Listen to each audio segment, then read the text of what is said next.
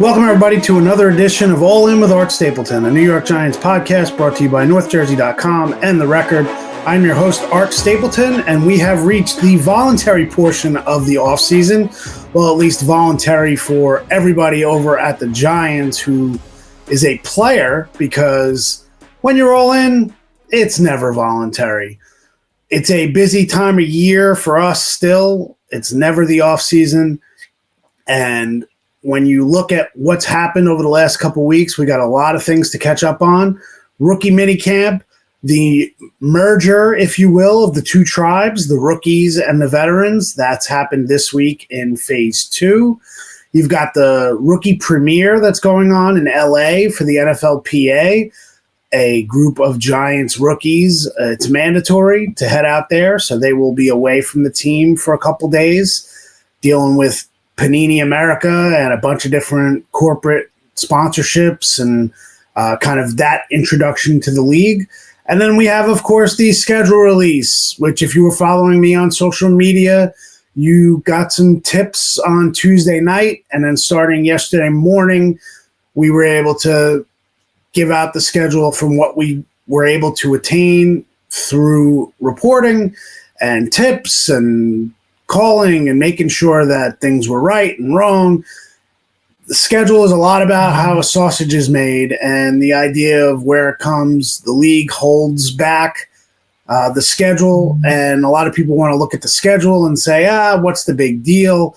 Well, first off, if you plan your falls around the NFL, it's not good enough to just know who you're playing, which we've known for months. Really, in the NFL, you know 80% of the schedule years in advance because of the way they rotate between the divisions and who they play in each conference. But finding out where the games are played, when they're played, times to an extent really factor in. So, yes, the Giants' schedule is brutal, but we'll get to that schedule, and then we'll talk a little bit about the what's become a fad or a craze in the NFL right now is the social media release of the videos put together by social media teams around the NFL, who takes what tact. If you've seen the Giants, it's got a spin on Love Island. And if you don't watch Love Island, as soon as you see that video, you probably looked at it and goes, what the heck is this? What are they doing? They totally missed the spot. But if you just Google Love Island and you watch some of the intros to some of the shows, it's one of those dating shows similar to the way Bachelor has become canon now in pop culture. Love Island is similar to that. So we'll talk about that and then talk a little bit about some of the other videos from around the league that I liked, a couple that I just kind of thought fell flat, but a lot to hit. So let's go back in time. Last week, rookie minicamp. Here's some of the things you need to know about rookie minicamp, how it's changed over the years. It's not the same as when Eli Manning in 2004 was a rookie. And we talk about his first day at rookie minicamp where he was intercepted a couple times. One of his passes sailed out of bounds and hit a blocking sled. It's not even to the point like Daniel Jones when he was a rookie in 2019, where on the first day, 2 of his deep passes to a guy by the name of Darius Slayton, then a 5th-round pick, dropped both of them, and that was his rookie minicamp experience. But the reason it's different now is that the rookie life has changed, and the Giants have made an adjustment, and it seems to be working. It seems to be helping assimilate their rookies into the program, is that they only held 7-on-7 drills. That was the only team period in the 2 days of rookie camp. And most of the other things were either offense only against air or individual drills. So that's when the positions break up and they kind of go all over the field and work through drills with their position coaches. The Giants don't put their draft picks in those team drills. Now, it changed a little differently this year. Jaxson Dart was in 7-on-7. And both days, I think he had 10 plays on the first day. He was 8 of 10, had 2 drops, looked pretty good. And then the next day, I think he had 11 or 12 plays in 7-on-7. But that's it. During those team periods, those 7-on-7 periods, the rest of the draft class is working off to the side, whether it's in position groups or in the case of Abdul Carter and Cam Skattebo and Thomas Fidone, the tight end, 6th round, and then Corey Black, corner from Oklahoma State, 7th round pick. Actually, Fidone is a 7th round pick too. They were all working together with special teams coaches. They were with Michael Gabriel, who's the special teams coordinator. They were working on the first day was punt block. The second day, they were just working on their rushes because they're just trying to make the most of the time. And part of the reason for that is the transition. And they look at this as an orientation weekend last week. So when you hear rookie minicamp, right away you're thinking, oh, who looked good? Who is this? Who is that? It goes beyond this, just the surface of how did this guy perform? How did he look?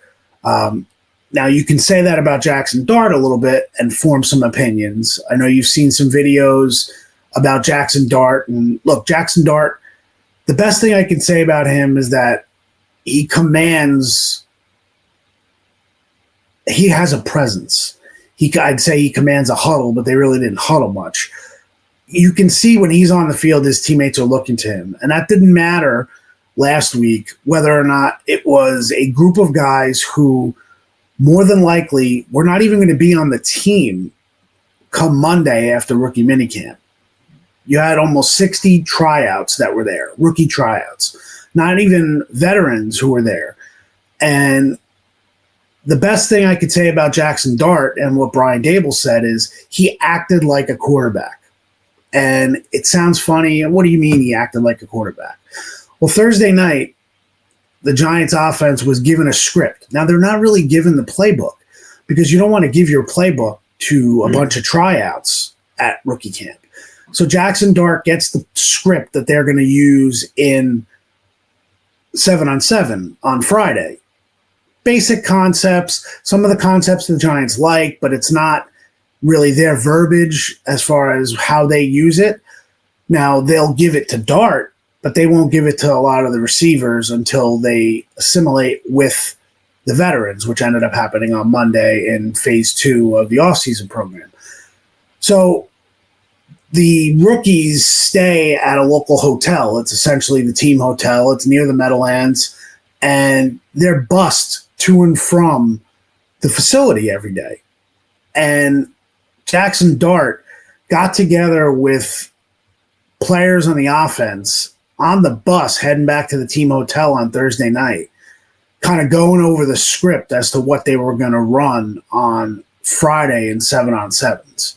Now, that's a rare trait, especially to do it when you're not told by the coaches to do it. It's one thing to be told, okay, at 3:00, you guys are going to be in the offensive meeting and you're going to go over the script and you're going to talk about what you want to see. It's another thing for a quarterback, a first-round pick in Jaxson Dart, to look at guys. It's one thing to look at Juice Wells, who's an undrafted free agent signing who played with Jaxson Dart from Ole Miss. It's another thing to look at guys who are not going to be here on Monday and sit with them and tell them, look, this is what I know. This is what we need to do. Let's make sure we're on the same page. Why? Because when Jaxson Dart, as the quarterback, takes the field on Friday, he wants to make the best impression that he can possibly make.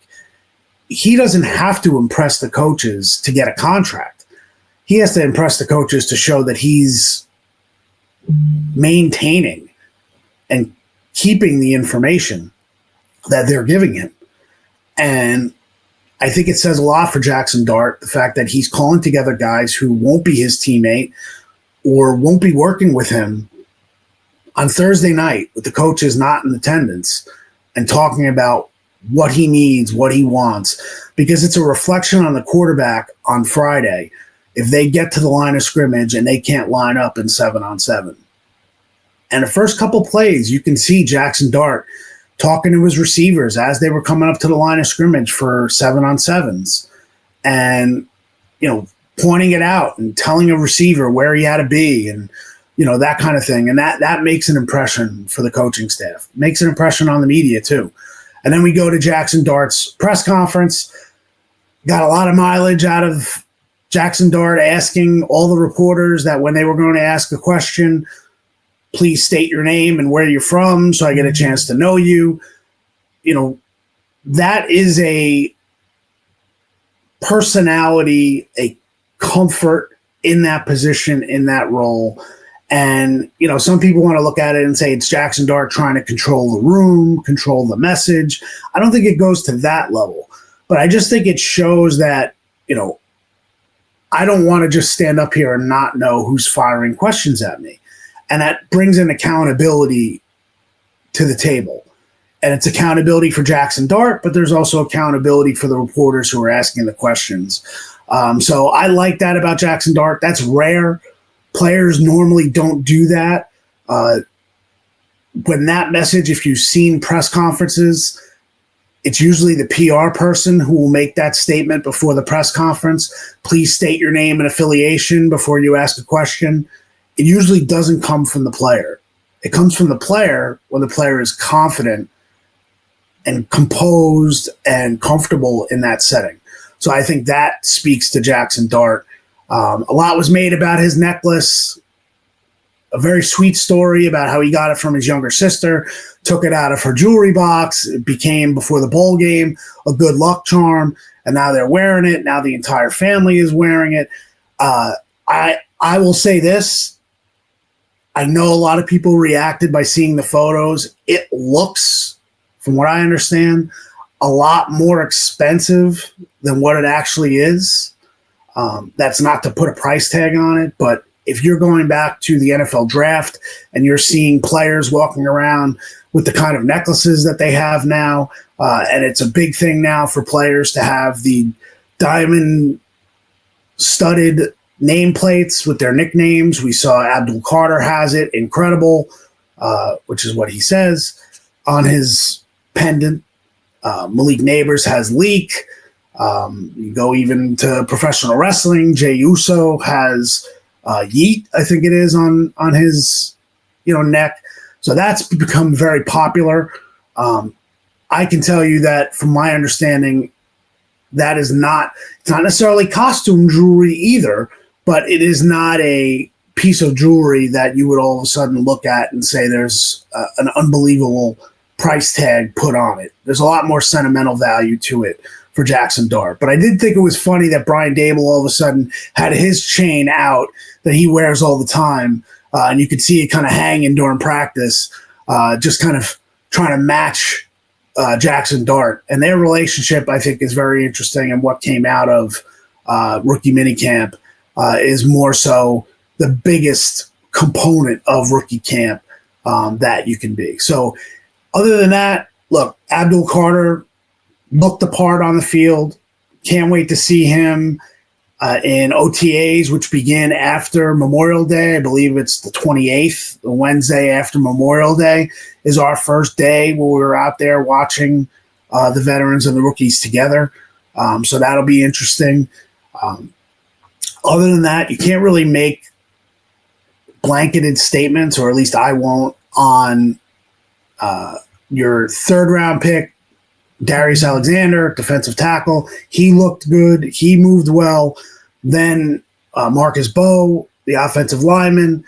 Cam Scadaboo, look, he was a presence as well. I asked him the question about how do you keep the chip on your shoulder, and he gave that great answer. I put that video out on social media when he answered me, and you can check that and go back to that if you want. But his message of how many downs have I played in the NFL? None. I haven't proven anything yet. I think Scadaboo is going to be, as I've said from the moment he was drafted, a big-time fan favorite here with the Giants up until September. And then when he starts playing, then, you have the right to compare and contrast and complain and criticize and look at what kind of player he is. But, that goes for the entire rookie camp. So that's where we're at with that front. We're going to get news here, I would imagine, if not as we're recording, but also in the days afterwards. Gabe Davis is here, or at least was here yesterday, meeting with the Giants. He's the wide receiver who was released in Jacksonville, met with the 49ers on Monday, was with Brian Dable and Joe Shane in Buffalo, was a target for Josh Allen, then ended up, I think it was 3 years, $39 million free agent deal with the Jacksonville Jaguars. They have a regime change. Davis tore his meniscus in November, and then they release him, I guess it was last week, the beginning of last week. So they paid him $10 million, a bonus this year to be on the roster, and then they released him anyway. So that happens. You can do that when you are a new regime, and they're a new regime down in Jacksonville. So it's not their problem that the regime before them paid Gabe Davis. So do I think Gabe Davis will come here? Look, it makes the most sense that he would, for a year, meet up with Joe Shane, who played an integral role.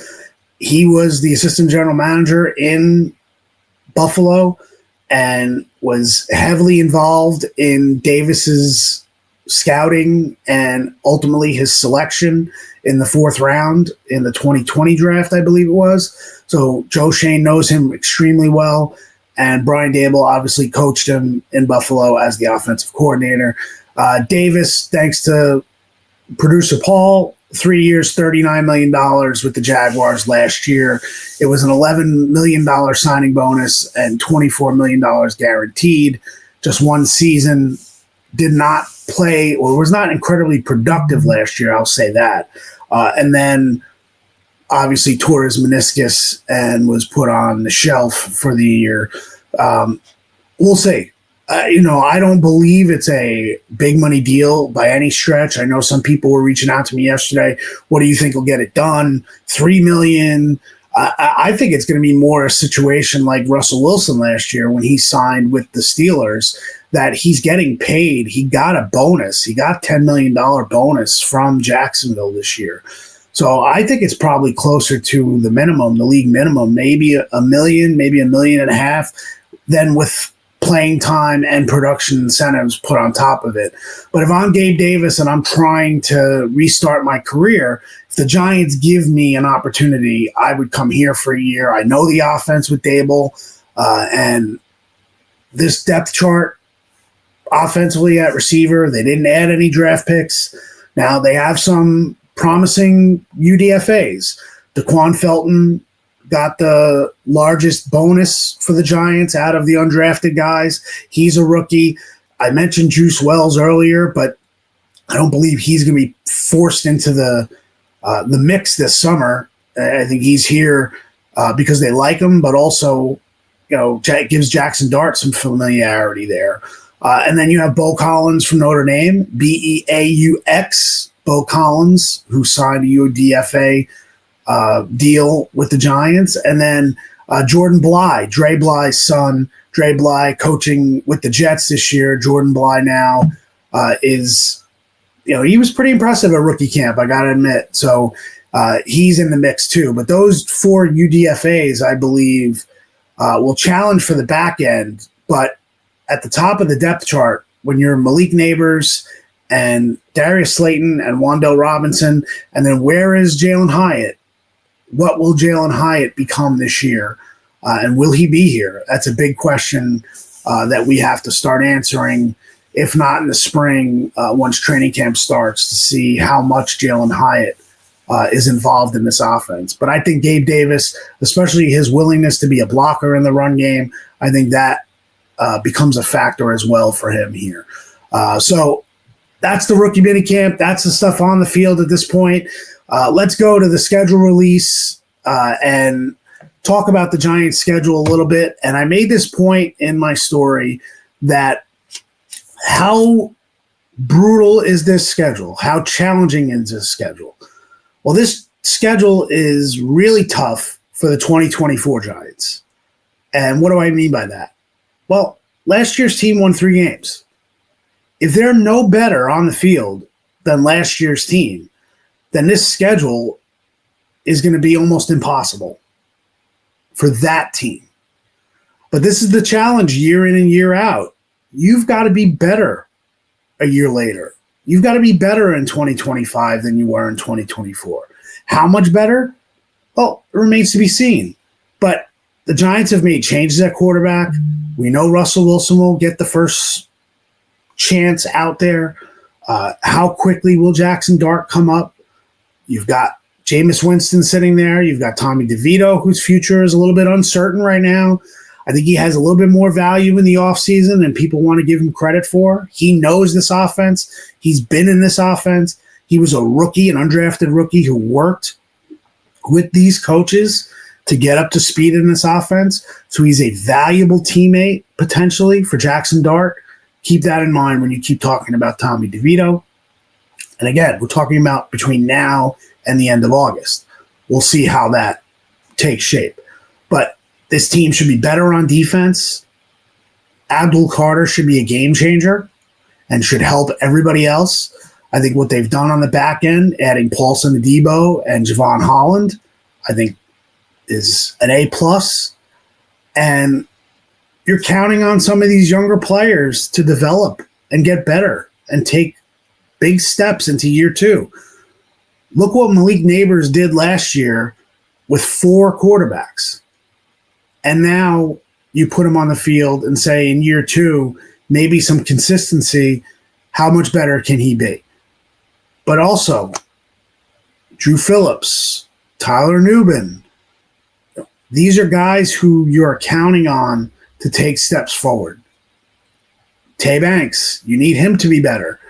If all of these guys play better, and I'll give you one more, and a veteran, Bobby Okereke needs to have a big year this year. Needs to be better than what he was last year. I'm sure part was that scheme and getting used to the scheme. But Bobby Okereke, 2 years ago, I called him the best free agent signing since Antrell Roll for the Giants. He's got to be better, and you've got to do what you can to get the most out of Bobby Okereke. And if you can do that, then this defense has a chance to be pretty good. And then, of course, it's the offensive line. And I think if they stay healthy, and that's a big thing, I think they'll probably be around middle of the pack. And I think middle of the pack gives this team a chance offensively. So the schedule, the first 4 weeks, look, really it's the first 6 weeks. It's a tough run. But we knew this schedule was going to be tough from the beginning. Like I said, the opponents don't change. So these opponents are there. They were there from the end of last season. We knew who they were. Opening on the road in Washington and in Dallas, week 1 and week 2, it's not easy. But you know what? These are the games that you have to start winning. So you take your shot. They're not the Eagles. And if you open with the Eagles, then you'd probably be sitting there as a sacrificial lamb. That's the way it is right now. But then to come home to play a Sunday night game at MetLife against the Chiefs, well, you hope that your team learns something from where they're at and gets better. And if you want to paint a picture and say how many wins do they need to win to get in order to keep this regime here, what I'll say on that, and then we'll get to the videos, the scheduled videos. They have Jaxson Dart now. When John Mara decided at the end of last season to bring both Joe Schoen and Brian Dable back, he pressed the reset button. Sure, it's not carte blanche. They don't get to stay here no matter what beyond this season. But as a fan base, as a media, you know what? Heck, everyone else can have their own opinions. I'll say for me, hitting the reset button basically says you need to reconfigure what you're thinking about who the Giants are and where they're going from here. John Mara did not put anyone on the hot seat. But it's a year-to-year business. If they're not good this year and they make mistakes, well, then they're going to try to hire new people to be in those positions. But if you're talking about this schedule and you could win 6 or 7 games and you could have Jaxson Dart show promise at the end of the season, they're not going to fire Brian Daboll. All we heard from John Mara was about how they screwed up Daniel Jones. And Daniel Jones was partly responsible. The injuries were a factor. But they drafted Daniel Jones with Pat Shurmur as the head coach and then fired Pat Shurmur a year later after Daniel Jones showed promise as a rookie. You think they're going to go back down that road? And I promise you this, if the Giants do go down that road, everyone who's saying Brian Daboll needs to be fired will be the same people who talk about how they screwed up Jaxson Dart by firing Brian Daboll. It's going to happen. If it happens, that is what will be talked about. And I just think you need to keep that perspective as well in terms of where they are and where they're going. I know it's hard, but try to consider this a reset. It's not a continuation from last season. If they won 12 games last year, it wouldn't be a continuation. So don't make this a continuation. They have to be better. Hold the standard high. That's no problem. But you have to realize that things changed when they drafted the quarterback and what they have now in terms of back-to-back draft classes. And we'll see. But right now, there are no excuses for this team to be competitive. You want to make excuses as to who they play on the schedule? Well, let's get to September and October before you start analyzing those games. Okay, so that's the schedule. If you want to see how I expect the game-by-game predictions to go, check out my story on northjersey.com. I also tweeted it out. You can click on that. Tell me where you agree, where you disagree, and always have some fun. Kind of the Mike and the Mad Dog days of give them a win, give them a loss. That's kind of what we do.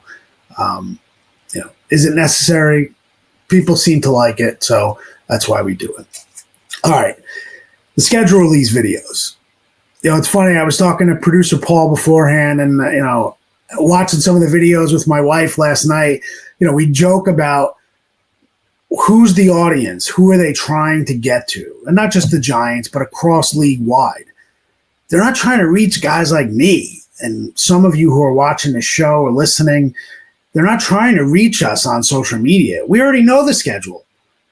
They don't have to get me to watch this video to watch the schedule. I've already known the schedule. I'm getting the schedule during the day. They're trying to reach a different audience. Now, with the Giants, I mentioned the Love Island. I admit it.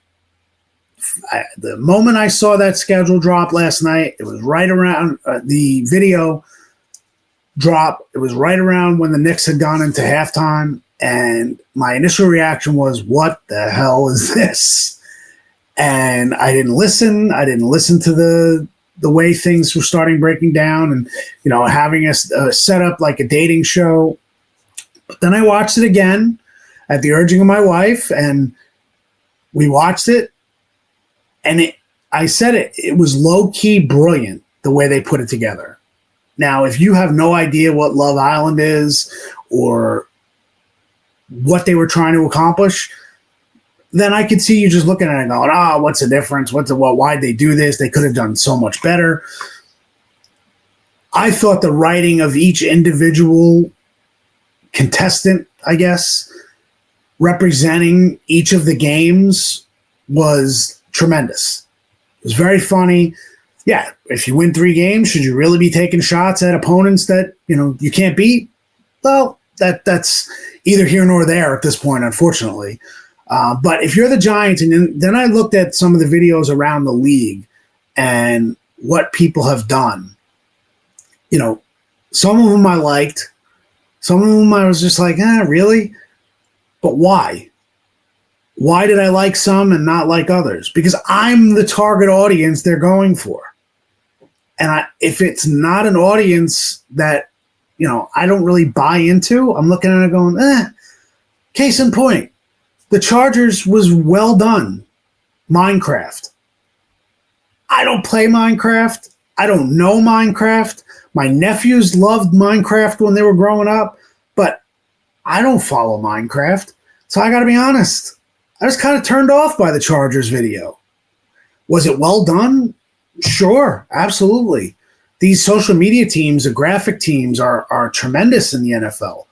But so for the Chargers and the Colts who did Minecraft-related schedule release videos, I was just like, But I can guarantee you that the people who really liked it liked Minecraft.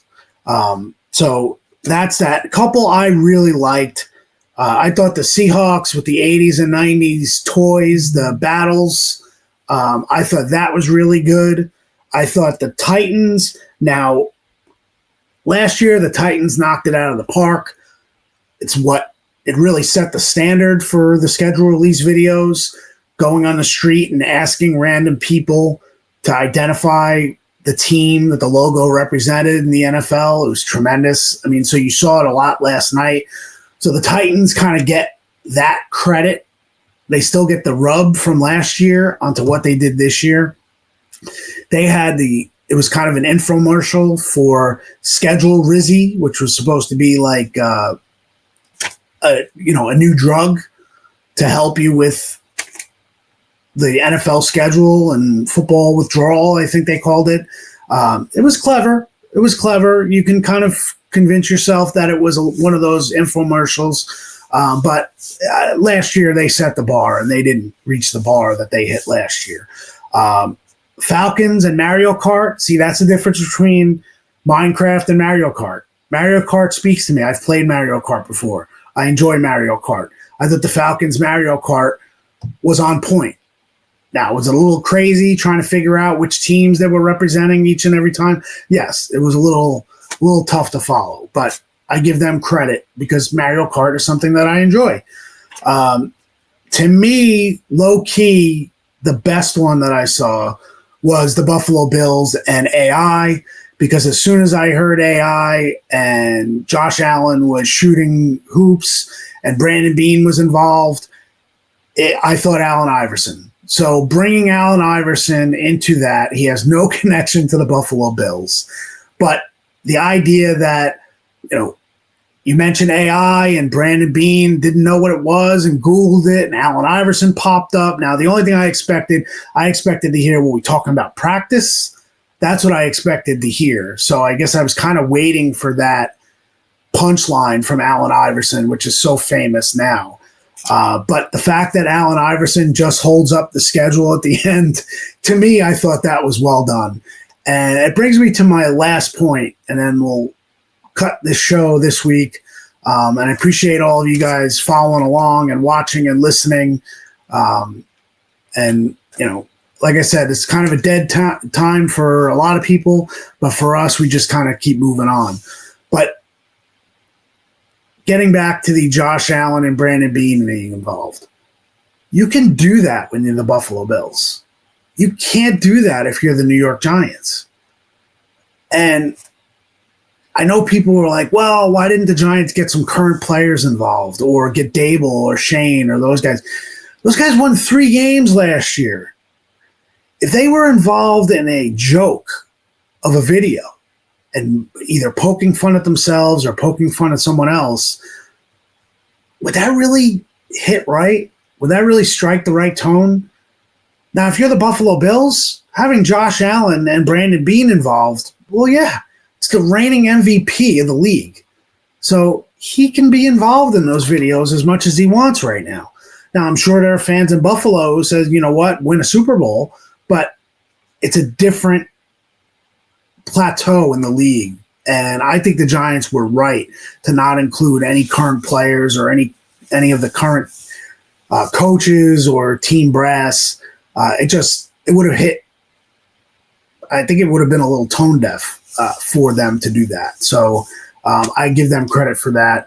And case in point, the final video that I really didn't like. Now, I'm sure some people love it, but was the New England Patriots, and they did an egg drop. The old egg, drop an egg from a high floor, used to do in science class growing up. And they had 5 current players involved in it. And, they went up to a level at Gillette Stadium and dropped each individual eggs. And there was one that was protected by Gillette shaving cream. I get all that. But again, you're the Patriots, and as the Giants said in their video, 12 years ago was a little different feeling for the Patriots than it is right now. So I thought it was a little weird to have some of the current players involved in that at this stage of the game. And you don't have Drake May involved. I mean, if you're going to have players involved and you use Joshua Dobbs instead of Drake May, it kind of, feels like Drake told you no, and then you had to go to Josh Dobbs, the backup. So that's where we're at in the videos. If you haven't seen any of them, make sure you check them out. Just go look, see what we're talking about. Then you can tell me what you like, what you dislike. But that's where we're at. That'll be the end of today's show. Appreciate you always staying all in, and we appreciate being all in as well. And we've got coming up, probably do a show after Memorial Day. Maybe we'll come back next week if there are any signings. But again, thanks to producer Paul Wood, and I'm Art Stapleton. Appreciate you watching today's show or listening. Even if you're going old school audio, we always appreciate you on all our podcast platforms. So for Paul, I'm Art. Thanks for watching. Keep up with everything at NorthJersey.com and all my social media, and we will catch you next time.